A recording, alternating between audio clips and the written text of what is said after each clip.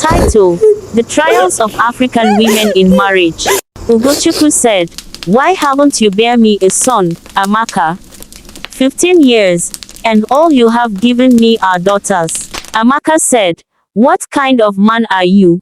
In the heart of Enugu, Nigeria, where the rolling hills kissed the horizon and the laughter of children filled the air, lived a humble woman named Amaka. For 15 years, she had been the devoted wife of Ugochukwu, a man known for his kind heart and gentle spirit. Together, they had crafted a beautiful life filled with love and laughter, blessed with 3 daughters, Ngozi, Chinyere, and little Adeze. Their home was a sanctuary, brimming with joy, filled with the sounds of giggles and the aroma of Amaka's sumptuous meals.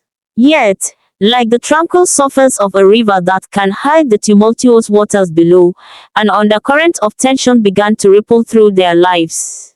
One sunny afternoon, as golden rays danced through the leaves, Ugochukwu received an unexpected visit from his mother, Mama Efe. Her arrival brought a shift in the atmosphere. It was as if a thundercloud had eclipsed the sun. Unknown to Amaka, Mama Efe, driven by her desire for a male heir, had come to discuss what she perceived as an urgent need, Ugochukwu's need for a son. "Ugochukwu," she urged, her voice filled with intensity, "you must understand that a man's legacy lies in a son. Your daughters are precious, but they cannot carry your name forward. You need a boy." Ugochukwu, initially reluctant, felt the weight of his mother's expectations pressing down on him like a heavy stone. Her words clung to him, filling his mind with doubts and fears, as if there were seeds of discontent being planted in the fertile soil of his heart. That evening, when he returned home, Ugochukwu approached Amaka with a strange tension in the air. The warmth of their usual greetings was absent. After a heavy silence, he broke the stillness like a crack of lightning. "Why do you not bear me a son, Amaka? 15 years, and all you have given me are daughters. What kind of man is that?" The words spilled out, laced with bitterness and frustration. Amaka was taken aback, her heart sinking as she faced the man she loved. "Ugochukwu, I thought we were happy. Our daughters are gifts, each one a part of us. Their laughter brightens our home." But Ugochukwu's anger did not waver. "Gifts or not, they cannot carry on my name. Don't you understand? My mother says I must have a son. This is not just about us, it's about our family and our legacy." The pain in Amaka's chest swelled as each word fell from his lips like stones.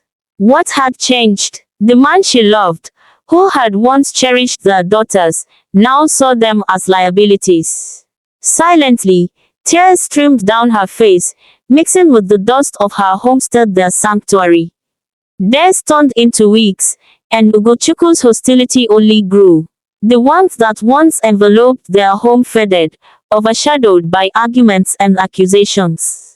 Amaka felt as if the very ground beneath her was crumbling, unable to find footing in her once happy life.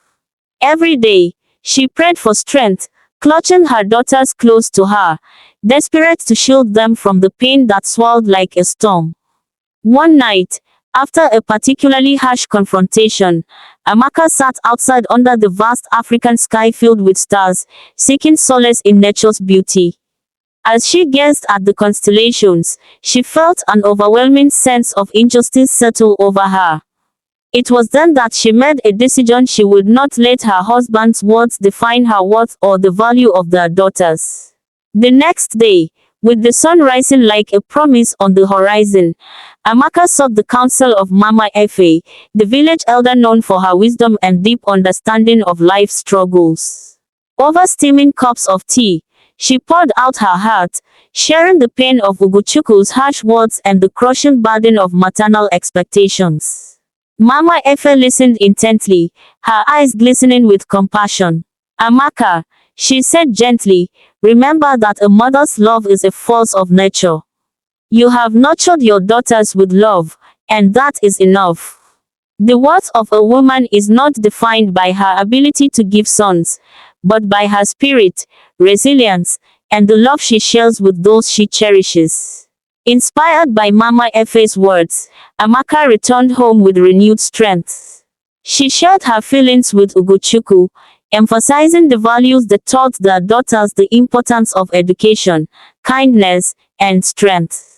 Slowly, the truth of her words ignited a spark of realization in Ugochukwu's heart. His anger, foiled by tradition, began to soften as he witnessed the unwavering love Amaka had for their daughters. Amaka, he admitted one evening, his voice trembling with vulnerability, I have let my mother's expectations cloud my judgment. Our daughters are incredible. They are all the legacy I could ever want. Tears filled Amaka's eyes, this time not from sorrow but from the relief of a long-awaited acknowledgement.